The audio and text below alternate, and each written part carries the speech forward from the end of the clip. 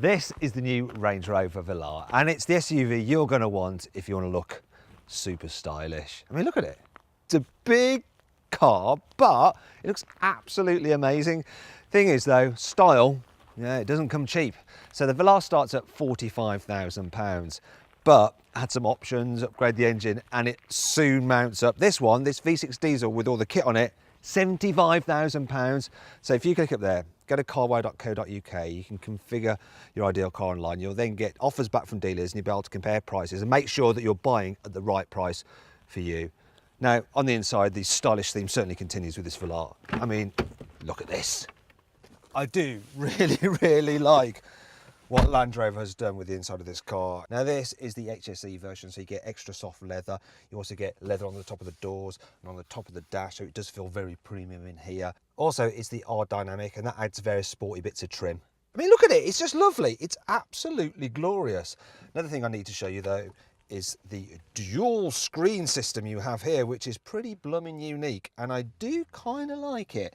So as you saw then, it tilts towards you when you turn it on, and you can control most of the normal infotainment functions on this top screen here. So you have your Bluetooth, you've got your media, you've got your navigation up there, and your camera surround system if you've got it selected as an option. And then down here, you control other functions. So I can go through the car settings, I can go through the terrain response system, and more about that later. I can control the climate, the seat, so I can blow some air through the seats to cool my bottom and operate the climate, which is nice, it's great. When you're sat still, this thing is blooming amazing. The problem is trying to use it when you're driving. So if you want to go from the vehicle setting to control the climate, you then have to press this button, you then have these dials then operate certain functions, and it's all a little bit awkward to use, and you're having to take your eyes off the road and look down there, which isn't ideal. Now if you want more information on this car's infotainment system, click it there to watch my in-depth video review of it. In terms of the rest of the cabin, well, some of the plastics like here, a little bit cheap feeling. Down here, once again, doesn't feel like a car that costs this much in certain places. Now you might be thinking, why the heck are you touching down there? And that's because you might want to use the door bins. And thankfully, they are good. Look, you can fit a large bottle in the door bins. The glove box is a reasonable size. Other cubby spaces, so there's a little bit of storage under here. Not too much, but there are some USB inputs there and a 12-volt socket. You have a cup holder here, which looks normal. And then there's a square one. And I'm wondering, a square cup holder thing? Then I figured it out. It's for your super trendy coconut water. Look, it's perfect. It's like it's been designed specifically for it. Probably has. And then there's another cup holder just under here. You press the Land Rover button. Most models come with this digital driver's display. You can cycle through different menus. You can change through different views as well, depending on what you want to see. Though I think that the system that you get in an Audi Q7 is just a little bit easier to use. Now let's move on to the back. This particular car is fitted with the optional rear entertainment system. Bizarrely, you control it with this remote control, even though the screen's just there. I mean, this is where you want a touch screen. Why didn't they do that? A touch screen like you'd have in an airplane. Speaking of airplanes, look, you've got airplane style storage folders there.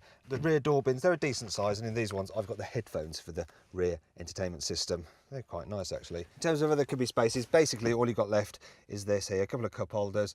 Now in here there are the connections for the rear entertainment system and a couple of USB inputs there, though you can charge mobile phones down here if you want to using that 12-volt socket, and there's controls for the rear climate control system here as well.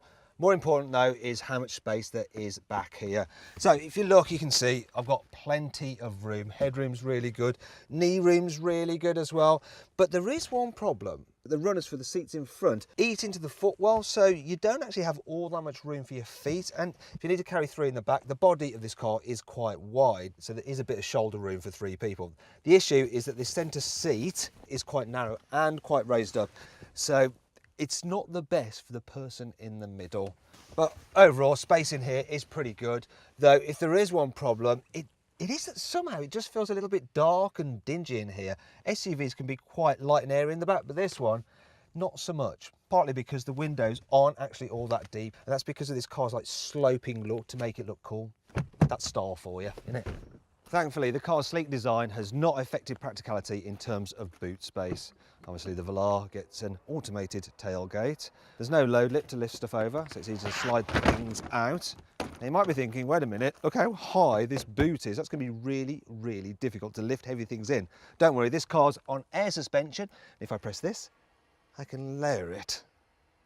And you don't have to lift things quite so high. That's much better. Now I'll just move this load cover out of the way and remove it entirely, which is quite easy to do. Some of these can be an absolute pain and really heavy. This one's not. It's dead easy and nice and light. Now you'll see you've got a huge boot there, and what I can do if I want to carry longer items but still carry 2 rear passengers, I can fold down this centre seat. If I want to put down the other 2, I just pull these levers. All dead simple to do. The load floor isn't completely flat, so there's a bit of a step there, but because it's not the seats that are raised up, you can still push things easily to the front of this big car. And look at the space you've got there, it's absolutely huge. Probably wondering what's under here. A spare wheel. Don't get that on some cars these days, not even on SUVs. Now, if you want some more information about this car's practicality, click up there to watch my detailed practicality video. You'll see how much stuff I can fit in this car's boot and just how easy it is to fit a child seat. Okay then, that's the walk around bit dealt with. Now it's time to see what this car feels like to drive. So the big question for me about the Velar is, does it feel like a proper Range Rover? Does it give you that regal, superior feeling? Yeah.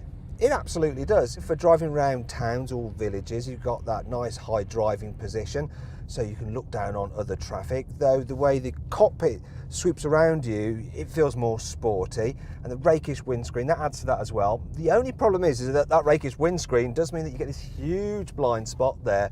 Back window isn't very big either, so actually it can be a little bit tricky to manoeuvre this big old car. Now, if you want to see for yourself what this car's like to drive, click up there to join me for a first-person point of view video test drive.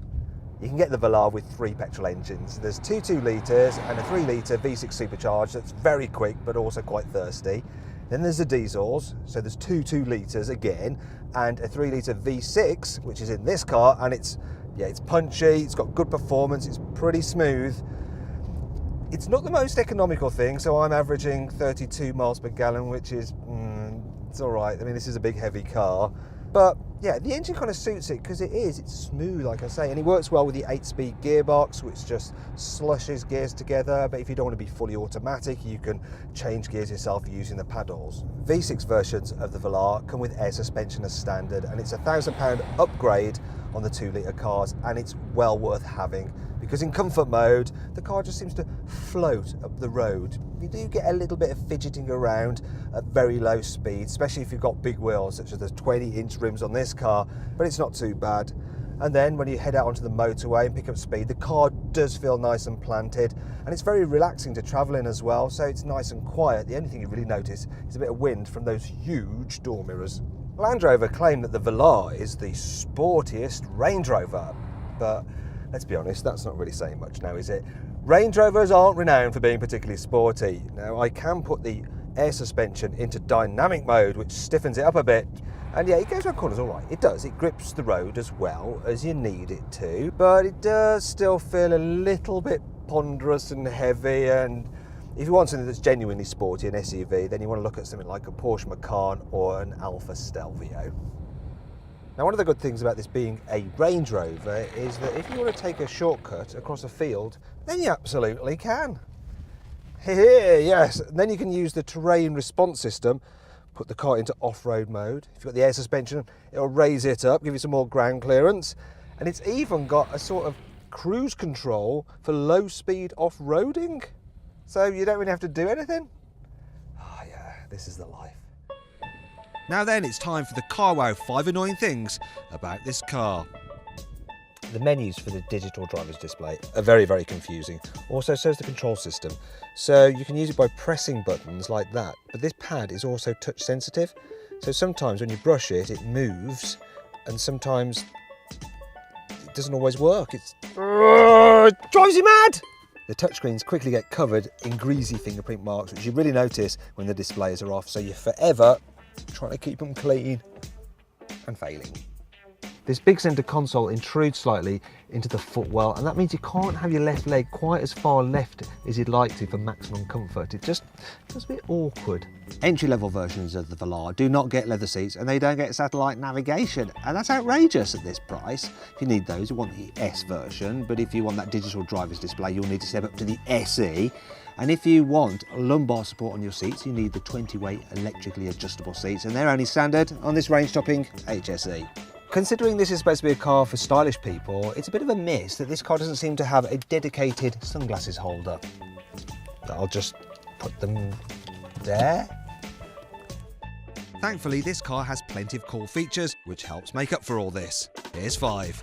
Darling, if you'd rather not have your Velar seats covered in dead animal, you can get a vegan-friendly fabric covering instead, which is actually made from recycled bottles for some added eco-friendly smugness. Bravo. The door handles remain flush with the car until you go to get in. Cool. Actually, I'm not really cool. The top level Meridian sound system has 23 speakers in total. I mean, even in this door, there's 1, 2, 3. Sounds epic. If you want, you can alter the angle of this screen just as you like it. So if you want, you can put it nice and flush with the dash. There you go, it's neat. The reversing camera has its own little built-in jet wash to help keep it clean. And now I'm soaked.